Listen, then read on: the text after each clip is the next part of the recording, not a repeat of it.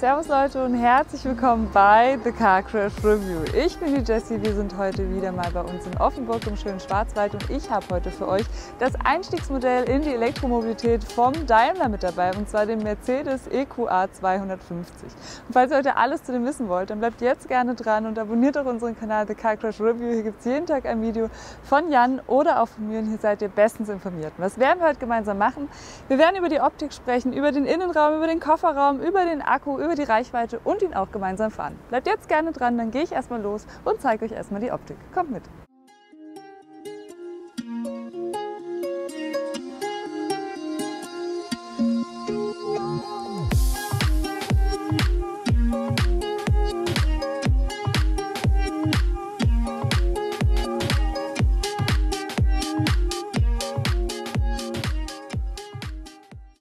Ja, hier vorne angekommen, vielleicht erstmal zu unserem Kooperationspartner, und zwar ist es GoLeasy. Was machen die Jungs? Das ist eine Vergleichsplattform für Leasingangebote und die vergleichen für euch unter Anbietern wie Leasingmarkt oder auch Vehiculum, und da findet ihr garantiert euren besten GoLeasy-Preis. Lohnt sich vor allem jetzt bei rein elektrischen Autos, denn ihr profitiert von einer Dienstwagensteuer von 0,25%, heißt ihr zahlt nur ein Viertel von dem, was man bei einem Verbrenner bezahlen würde, plus ihr profitiert von einer Förderung von bis zu 10.000 €, und so viel schon mal vorab. Hier bei dem EQA 250 bekommt ihr auf jeden Fall die volle Förderung.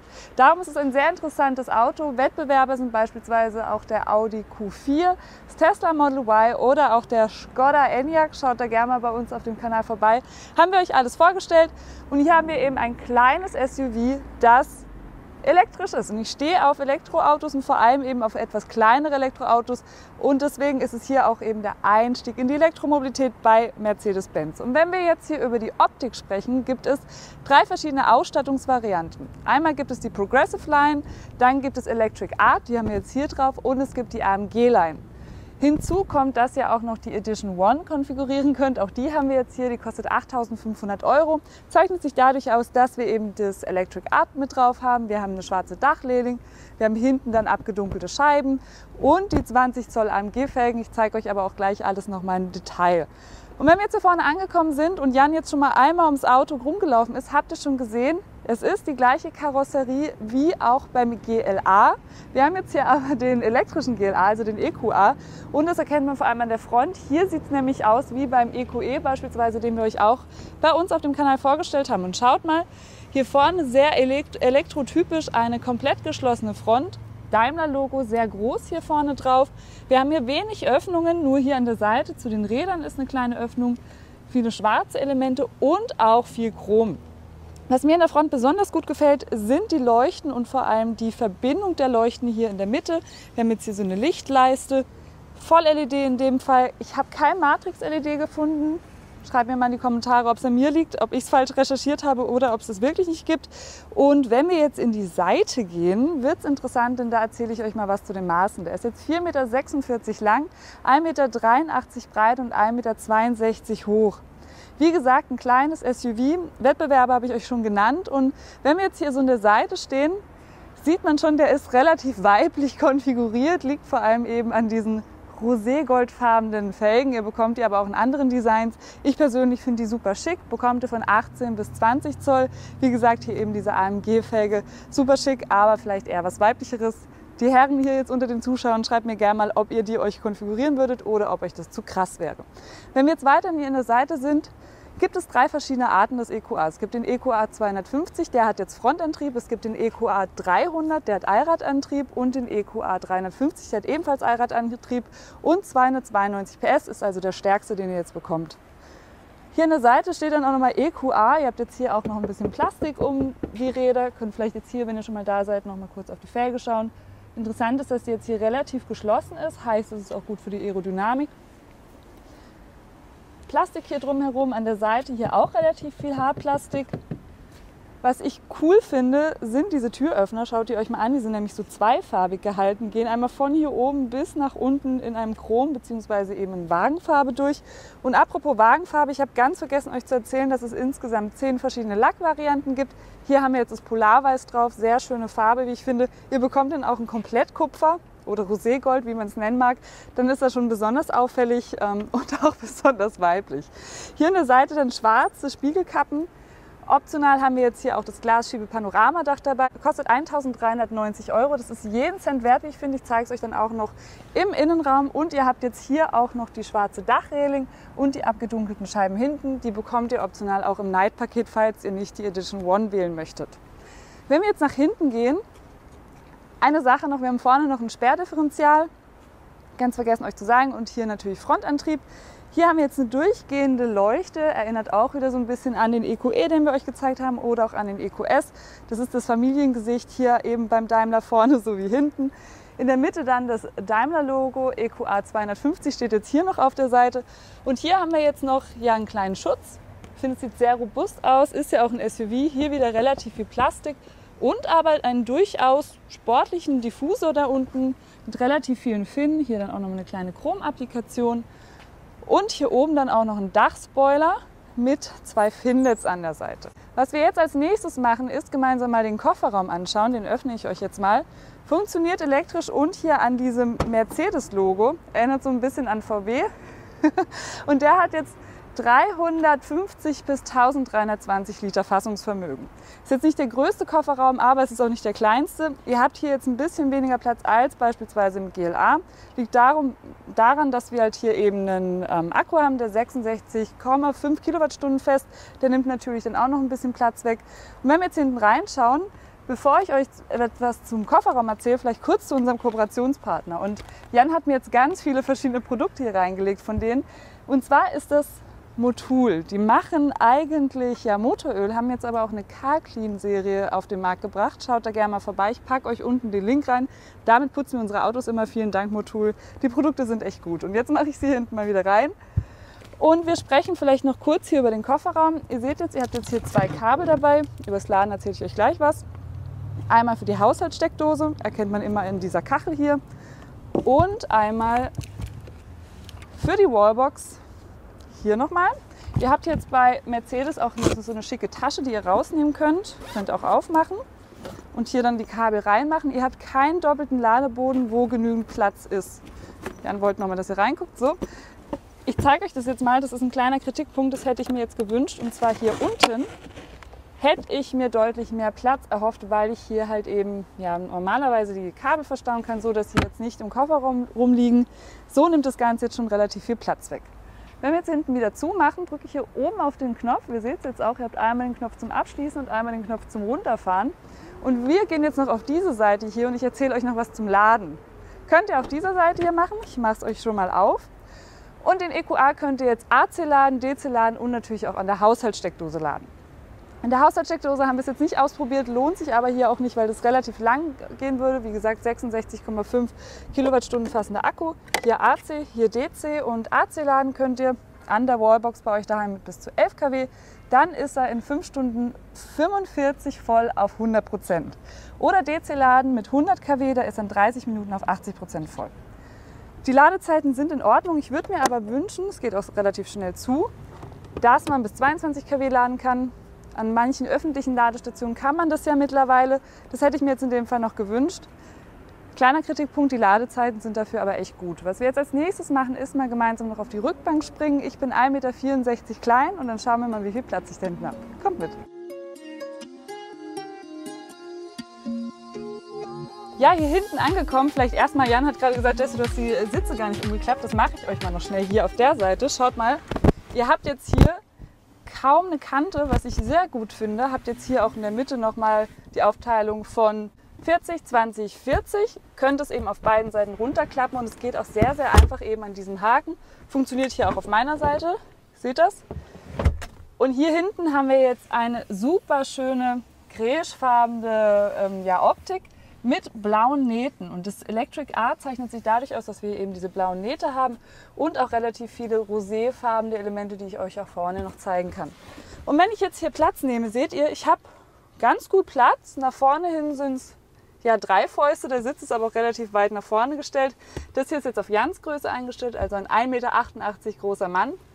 Und nach oben hin 2 Fäuste. Und wenn ihr jetzt mal da oben hinschaut, haben wir jetzt hier dieses Glasschiebe-Panoramadach. Das ist ein bisschen dreckig, aber es ist mega schön, weil man kann es auffahren. Das ist vor allem hier hinten dann auch noch offen. Und ich hätte mir sowas als Kind früher echt gewünscht. Könnt mir gut vorstellen, wie ich dann irgendwie in den Urlaub fahre, nach oben schaue und mir eben die Sterne ansehe. Jetzt zeigt Jan euch schon die Sitze, ihr könnt sie auch noch mal ein bisschen genauer anschauen. Wir haben jetzt hier ein paar Öffnungen. Hier eben dieses Kunstleder, es ist kein echtes Leder. Isofix habt ihr jetzt hier auch und die Kopfstützen könnt ihr jetzt hier auch verschieben. Mache ich jetzt mal hier auf meiner Seite vielleicht. Da muss man ein bisschen Kraft aufwenden, aber dann sind sie relativ schnell oben. Hier in der Mitte dann auch noch eine Mittelarmkonsole.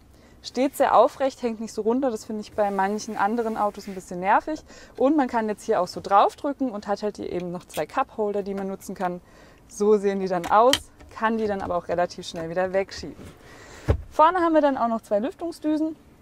Ich mag diese Daimler Lüftungsdüsen, die sind total satisfying irgendwie, weil die hier perfekt reinpassen. Hier könnt ihr auch verschieben, wie ihr wollt. Und hier unten dann noch ein USB-C-Anschluss. 2 wären ein bisschen besser gewesen, dann streiten sich die Kinder auch nicht darum. Schaut mit mir mal noch in die Tür. Und da haben wir jetzt einen Bicolor-Mix, heißt, wir haben jetzt hier oben ein dunkles Kunstleder, hier dann ein helles Kunstleder. Hier die Armauflage ist relativ interessant geformt. Türöffner ist groß genug, dass man ihn gleich findet. Und hier unten habt ihr auch noch ausreichend Platz. Bisschen Hartplastik. Ja, und sonst ist die Tür eigentlich echt in Ordnung. Keine Einstiegsleiste in dem Fall.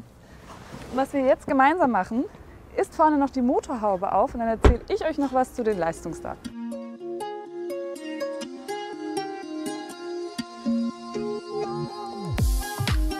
Hier vorne angekommen, vielleicht erstmal jetzt zum EQA 250. Der hat 190 PS, 375 Newtonmeter maximales Drehmoment. Ihr könnt mit dem VMAX nur 160 fahren, das ist aber vollkommen okay und vor allem auch gut für euren Verbrauch. Verbrauch nach WLTP liegt bei 17,4 Kilowattstunden. Wie viel wir verbraucht haben und wie weit wir gekommen sind, erzähle ich euch später. Ihr kommt mit dem nach WLTP 425 Kilometer weit und seid in 8,9 Sekunden auf 100.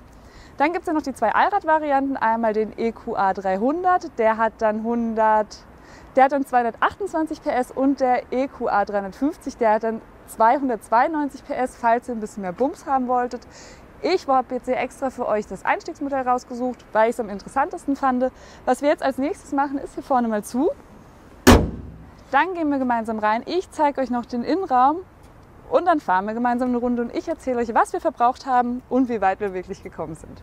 Kommt mit! Weiter geht es jetzt hier mit dem Innenraum und was mega interessant ist, wir haben jetzt hier total viel EQ drin, ganz viel Blau. Mercedes möchte ja zeigen, was sie in der Elektromobilität können und das sehen wir jetzt einerseits hier an den Nähten in den Sitzen. Hier ein super schönes Beige, auch ein interessanter Mix jetzt hier an Materialien. Das ist jetzt Kunstleder, aber teilweise perforiert mit so etwas aufrecht stehenden kleinen Löchern. Finde ich super schick. Kopfstütze ist jetzt relativ klein, aber dafür weich gepolstert, kann man auch in der Höhe eben verstellen, damit man sehr gut sitzt. Und ihr habt hier vorne dann auch noch die Möglichkeit, die Sitzfläche zu verlängern. Heißt, ihr habt hier so eine kleine Knieauflage, die vor- und zurückschiebbar ist, je nachdem, ob man lange oder kurze Beine hat. Ich brauche das meistens nicht. Hier unten habt ihr dann auch nochmal Blau Edition draufstehend auf der Fußmatte.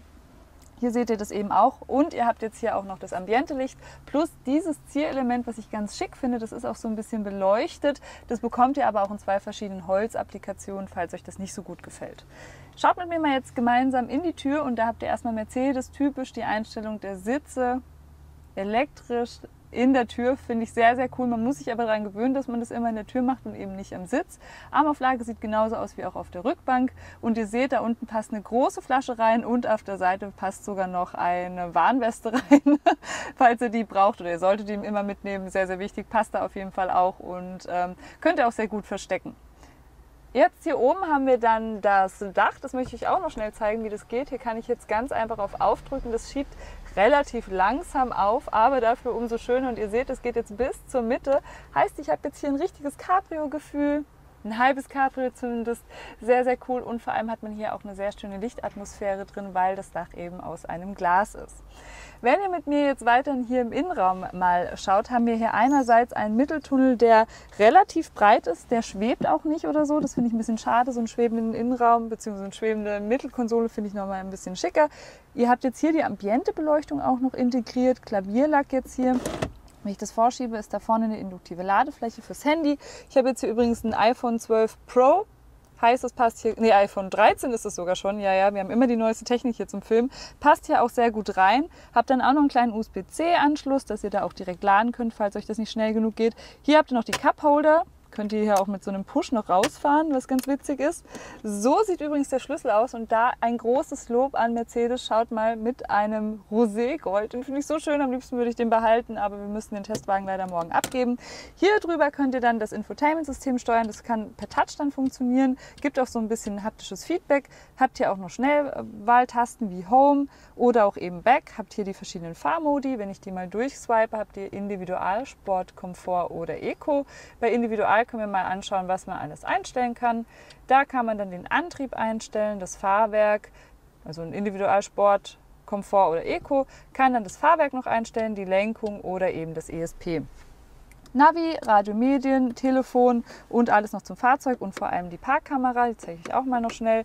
Vielleicht hier in Übersicht nach hinten einmal, nach vorne einmal, auch einmal komplett um das Auto herum. Heißt, hier macht ihr euch auf jeden Fall nicht die schönen 20 Zoller AMG-Felgen kaputt. Hier vorne dann noch eine Ablage, wo man dann eben seine Hand ablegen kann, wenn man das Ganze hier steuert. Das ist nicht der Gangwallhebel, den haben wir vorne am Lenkrad. Und hier dann auch nochmal ausreichend Platz, 2 USB-C-Anschlüsse und ein kleines Mercedes-Tüchlein für die ganzen Klavierlackelemente hier und vor allem eben für die 2 Displays. Sehr, sehr wichtig, weil sonst werdet ihr noch irgendwann verrückt mit den ganzen Fingerdoben. Jetzt würde ich sagen, kommt Jan mal rein und ich zeige euch hier vorne noch alles Wichtige. Fangen wir erstmal mit dem Lenkrad an. Das ist jetzt mit Leder bezogen, unten abgeflacht, in der Mitte groß und sehr stolz der Daimler-Stern. Was ich ein bisschen schade finde hier, das ist Plastik. Das hätte ich jetzt in Leder noch mal ein bisschen besser gefunden. Aber wie gesagt, das ist ja das Einstiegsmodell in der Elektromobilität. Hinten habt ihr noch 2 Schaltpedal, Plus und Minus.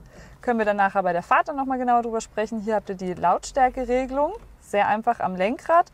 Oder hier unten, habe ich noch vergessen euch zu zeigen, könnt ihr das auch machen. Heißt, ihr habt auf jeden Fall noch haptische Regler, mit denen ihr die Lautstärke einstellen könnt.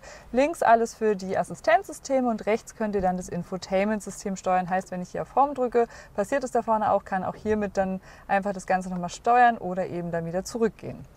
Hierüber kann ich dann das kleine Cockpit da vorne steuern und da kann ich mir verschiedene Dinge anzeigen lassen. Wie beispielsweise die Reise. Schaut mal gerade vorne, dann zeige ich es euch.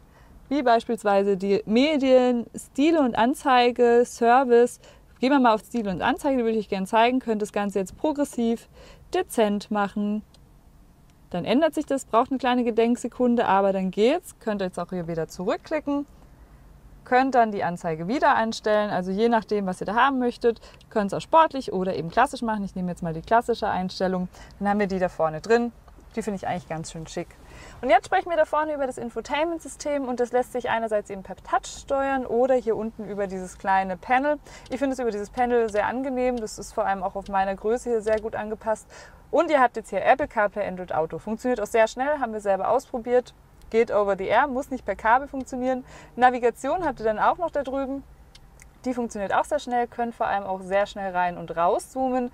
Und wenn wir jetzt hier auf Wohin klicken, können wir hier unten auch schreiben. Da muss man hier auf diesen Knopf und dann kann ich hier beispielsweise ein S, ein T, U und könnte nach Stuttgart navigieren, aber wir als Badener wollen ja nicht nach Stuttgart, auch wenn wir gerne die Autos vom Daimler testen. Und jetzt, wenn ich hier wieder zurückgehe, haben wir jetzt hier Radio. Da habt ihr alles, was das Herz begehrt, wenn ihr noch gerne Radio hört. Ich weiß nicht, hört ihr noch Radio oder hört ihr eher jetzt über euer Handy Musik? Ich ja meistens eher über das Handy. Komfort ist noch ganz interessant, das würde ich euch auch gerne noch zeigen. Ihr habt hier das Ambiente-Licht, was ihr einstellen könnt. Vielleicht haben wir nachher einen kleinen Night Drive, das heißt, das kann ich euch auch noch zeigen. Habt ihr dann verschiedene Farbwelten wie Purple Sky, Red Moon, Fire Red. Habt hier auch mehrfarbige Möglichkeiten, hier alles einzustellen. Das ist schon sehr, sehr cool. Ihr seht es jetzt, wenn ich es jetzt ändere, jetzt wird es ein bisschen heller, jetzt kann ich es mal in Rot machen. Sehr schick, vor allem in der Nacht. Ich ergatter euch auf jeden Fall noch ein Schnittbild, falls wir jetzt nicht gleich noch einen Night Drive machen. Und ihr habt jetzt auch noch Sitzkomfort-Einstellungen. Könnt jetzt hier auch noch die Sitzlehne einstellen, beziehungsweise hier dann eben hochfahren, die Sitzfläche. Das ist schon ziemlich witzig. Die wichtigsten Sachen, die es hier drin aber sind, findet ihr bei EQ. Und da haben wir einmal eine Energieflussanzeige, die zeige ich euch gleich bei der Fahrt. Hier habt ihr dann den Verbrauch. Was wir wirklich verbraucht haben, erzähle ich euch gleich. Das ist jetzt hier nicht richtig. Hier könnt ihr noch verschiedene Ladestationen ganz einfach suchen, Abfahrtzeiten einstellen, fürs Laden beispielsweise. Und habt hier dann auch noch bei Fahrzeug, ganz interessant, die Verteilung. Habt hier auch noch, je nachdem, Gas- und Bremsverteilung und habt hier dann auch noch eine kleine Betriebsanleitung, die ist vielleicht ein bisschen langweilig. Und eine letzte Sache, da müsst ihr ganz nach hinten, sind die Einstellungen und vor allem die Fahrerassistenzsysteme. Und da habt ihr jetzt Verkehrszeichenassistenten, aktive Spurhalteassistenten, aktiven Bremsassistenten, Attention Assist, Ampelansicht, habt einen aktiven Totwinkelassistent und eine streckenbasierte Geschwindigkeit, also alles für teilautonomes Fahren Level 2. Was wir jetzt aber gemeinsam machen, ist losfahren und dann schauen wir mal, was der so kann. Kommt mit! Weiter geht's jetzt mit der Fahrt und als allererstes möchte ich euch erstmal die Ambientebeleuchtung hier zeigen. Ist das nicht krass? Ich finde sie sehr, sehr schick. Schreibt mir gerne mal in die Kommentare. Jan hat gesagt, er findet sie ein bisschen puffig. Ich finde sie sehr gelungen, aber wie gesagt, es ist Geschmackssache. Und was wir jetzt als erstes machen, ist hier mal in den Rückwärtsgang gehen. Da seht ihr mal die Rückfahrkamera. Ihr habt hier auch so Hilfslinien, die euch den Weg weisen. Es ist draußen schon relativ dunkel, man hat aber trotzdem noch eine gute Sicht nach draußen. Und Daimler typisch ziehen wir jetzt hier den Gangwallhebel nach unten und gehen vielleicht noch in den Modus Sport. Gehe jetzt hier wieder zurück in die Navi, die habe ich euch auch schon mal eingestellt. Und wir fahren jetzt hier gemeinsam los und beschleunigen vor allem gemeinsam mal. Denn die Beschleunigung von 8,9 Sekunden ist jetzt nicht die schnellste. Ich möchte sie euch aber trotzdem mal zeigen und vor allem eben die elektrische lineare Beschleunigung. Heißt, wir bremsen jetzt hier ab auf 0 und ich drücke jetzt mal aufs Gas. Jan hält sich fest. Und ja, wir haben jetzt hier einen Frontantrieb, der zieht aber gut nach vorne, hat jetzt nicht durchgestempelt und ja, jetzt sind wir auf 108,9 Sekunden. Das ist absolut okay. VMAX fährt da 160 km/h. Das ist jetzt nicht die schnellste VMAX-Geschwindigkeit. Ich finde es aber absolut okay, vor allem für ein Elektroauto. Ihr wollt ja auch relativ lang mit dem Auto kommen, vor allem weit mit dem Auto kommen. Und was haben wir jetzt eigentlich für eine Reichweite geschafft? Wir sind jetzt so ungefähr 290 Kilometer weit gekommen mit einem Verbrauch von 25 Kilowattstunden. Das ist okay, wie ich finde, das reicht für den Durchschnittspendler. Das ist aber kein Auto, was jetzt unbedingt für die Langstrecke gemacht ist. Übrigens interessant, der EQA 300 und der EQA 350, die jeweils Allrad haben, die haben dann auch 430 Kilometer nach WLTP, heißt gar nicht mal so viel weniger, sondern tatsächlich sogar 5 Kilometer mehr. Und wenn wir jetzt hier fahren, hat Jan euch ja jetzt gerade schon super viel gezeigt und wir besprechen das jetzt alles Stück für Stück. Als allererstes vielleicht erstmal die verschiedenen Rekuperationsmodi. Die könnt ihr jetzt hier in den Schaltpedalen einstellen. Da habt ihr jetzt D-, D-, und ihr habt aber auch D und D+. Jetzt gehe ich hier mal rum. Ihr habt also insgesamt 4 verschiedene Stufen und wir fahren jetzt mal gemeinsam hier mit dem Minus los. Heißt, ich gehe jetzt hier nochmal nach vorne. Habt jetzt hier D-, ihr seht es dann da. Geh kurz aufs Gas und dann schauen wir mal, wie weit er runterbremst. Er bremst nicht direkt auf 0, rekuperiert aber sehr, sehr stark. Wenn ich jetzt einmal auf Plus drücke, ist die Rekuperation dann nicht mehr so stark. Bei D ist die Rekuperation dann relativ normal und bei D+, ja, rollt er eigentlich nur noch so aus. Heißt, ihr könnt selber entscheiden, was zu eurem Fahrprofil passt. Ich persönlich mag immer D-, das ist nicht eine zu starke Rekuperation, aber die Rekuperation ist auf jeden Fall noch vorhanden und vor allem da. Und so könnt ihr auch eure Reichweite eben immer erhöhen, vor allem wenn ihr viel in der Stadt unterwegs seid. Sonst ist die Rundumsicht hier drin sehr gut. Ich sehe nach hinten gut, ich sehe nach vorne gut. Ich sitze auch erstaunlich hoch und habe hier jetzt coolerweise vorne auch noch ein Head-Up-Display. Jan hat es euch vorhin schon gezeigt. Und da habe ich alle Informationen über die aktuelle Geschwindigkeit, die ich fahre, die Geschwindigkeit, die ich fahren darf. Ich habe da vorne noch meine Navigation integriert, habe auch integriert, wie lange ich jetzt noch zu meinem Ziel brauche. Ich habe jetzt gerade nach Hamburg navigiert, plus wann ich dann eben ankomme und habe auch noch den Abstandsregeltempomat da vorne integriert. Und wie stelle ich den ein? Ich kann hier vorne draufklicken, einmal runter, dann hoch und kann dann hier die Geschwindigkeit einstellen. Ihr seht, er ist eingestellt und kann jetzt hier ganz einfach die Hände vom Lenkrad nehmen. Der fährt jetzt für sich selbstständig und ich kann damit auf die Autobahn gehen und habe halt nicht mehr diesen Stress mit Bremsen, Gas geben und er hält vor allem eben die Spur und den Abstand zum Vordermann. Heißt, ich habe hier halt ein teilautonomes Fahren Level 2 mit eben auch der Schildererkennung, die wir jetzt haben. Und gleich zeige ich euch noch eine sehr coole Sache, die jetzt das Navigationssystem da vorne macht, denn die hilft mir jetzt, wenn ich so verballert bin und ich weiß, wohin ich hinfahren soll, mit ein paar Tipps und Tricks. Seht ihr, da vorne ist es jetzt, die Kamera ist jetzt leider ein bisschen dreckig, aber ihr seht, die sagt jetzt mir, okay Jessie, da geht es jetzt vorne hin und jetzt, wenn du weiterfährst, musst du hier abbiegen und dann kommen nochmal so Pfeile hinzu, die mir dann zeigen, da geht's lang. Das ist schon ziemlich witzig, denn ich bin brutal die verpeilte Fahrerin und manchmal, Ich weiß nicht, ob ihr es auch so kennt, aber ist die Navigation nicht so gut, man weiß nicht, welche soll ich jetzt genau abbiegen und da habt ihr eben eine Live-Kamera dabei, die es euch dann genau zeigt. So, Reichweite habe ich euch gesagt, ich habe euch den Verbrauch gesagt, 300 Kilometer ungefähr 25 Kilowattstunden. Das ist ein okayer Verbrauch. Ich habe euch Rundumsicht gesagt, dann habe ich die verschiedenen Fahrmodi noch nicht gezeigt. Das müssen wir noch gemeinsam machen. Wir sind jetzt hier in Komfort und ihr bekommt ja hier serienmäßig das Komfortfahrwerk plus optional dann eben die adaptive Dämpfer. Die haben wir jetzt hier in dem Fall auch drin und die passt sich dann eben auch je nach Fahrmodi an, heißt, dieses Auto ist aber generell sehr komfortabel ausgelegt. Wenn ich jetzt ein Eco bin, ist es der nachhaltigste Modus. Da haben wir eben auch die Geschwindigkeit begrenzt und wenn wir jetzt einen Kickdown machen, funktioniert es auch nicht, dass wir ein gewisses Level dann überschreiten. Und wir haben jetzt hier aber auch Individual, heißt, ihr habt gerade gesehen, der zieht jetzt schon direkt an, kann ich mir selbst anstellen. Sport drückt er echt viel mehr aufs Gas und hier habe ich dann eben bei Komfort eine zurückhaltendere Fahrweise und bei Eco dann eben auch. Heißt, dieses Auto fährt sich fast von selbst, ist total verrückt. Der Wendekreis ist übrigens auch ganz gut, wir haben relativ kurze Überhänge. Aber jetzt würde ich sagen, fahren wir wieder zurück. Es wird auch gleich wieder ein bisschen heller und dann zaubere ich euch noch ein kurzes Fazit und erzähle euch, was der EQA 250 jetzt so kostet. Kommt mit! Weiter geht's jetzt mit meinem Fazit zum EQA und fangen wir erstmal mit der Optik an. Es ist für mich ein sehr stylisches City-SUV mit vielen Vorteilen. Man sitzt hoch, man hat alle Assistenzsysteme, die ich jetzt so im Alltag brauche und vor allem ist die Reichweite okay mit 300 Kilometer. Das reicht für einen Durchschnittspendler, der ja am Tag so ungefähr 45 Kilometer fährt. Die Ladeleistungen sind auch okay. Die Ladezeiten sind auch okay, aber was ich mir wünschen würde, wäre auf jeden Fall noch eine 22 kW Möglichkeit. Da könntet ihr dann eben noch schneller mit laden und vor allem auch, wenn ihr unterwegs seid in der Stadt. Innenraum ist uns sehr modern, vor allem in der Nacht finde ich ihn super schön. Und ihr könnt ihn jetzt auch ein bisschen anders konfigurieren, wie er jetzt hier steht. Er muss nicht so feminin sein. Ihr könnt ihn auch mit der AMG-Line und dem Night-Paket ein bisschen böser designen. Und wenn wir jetzt hier vorne stehen, sprechen wir noch über den Preis. Und der beginnt jetzt bei 43.900 €. Das heißt, es ist der Einstieg in die Elektromobilität bei Mercedes. Der EQA 300 beginnt dann bei 50.000 € und der EQA 350 beginnt dann bei 53.000 €. Was gut ist, ihr profitiert jetzt hier von der Förderung von 10.000 €. Heißt, so wie jetzt hier steht, beginnt er eben nicht bei 43.000 €, sondern für euch daheim dann eben bei 33.000 €. Und das ist ein sehr, sehr guter Preis. Plus ihr profitiert eben von der Dienstwagensteuer von 0,25%. Heißt, ihr bezahlt nur ein Viertel im Vergleich zu einem Verbrenner. Falls euch das zu teuer sein sollte, dann könnt ihr auch gerne mal bei unserem Kooperationspartner GoLeasy vorbeischauen. Was machen die Jungs? Das ist eine Vergleichsplattform für Leasingangebote und die vergleichen für euch unter Anbietern wie Leasingmarkt oder auch Vehiculum und da findet ihr garantiert euren besten GoLeasy-Preis. Hier seid ihr aber gelandet bei The Car Crash Review. Hier gibt es jeden Tag ein Video von Jan oder auch von mir. Hier seid ihr bestens informiert. Abonniert gerne den Kanal und dann würde ich sagen, sehen wir uns beim nächsten Mal wieder, Freunde. Bis dann!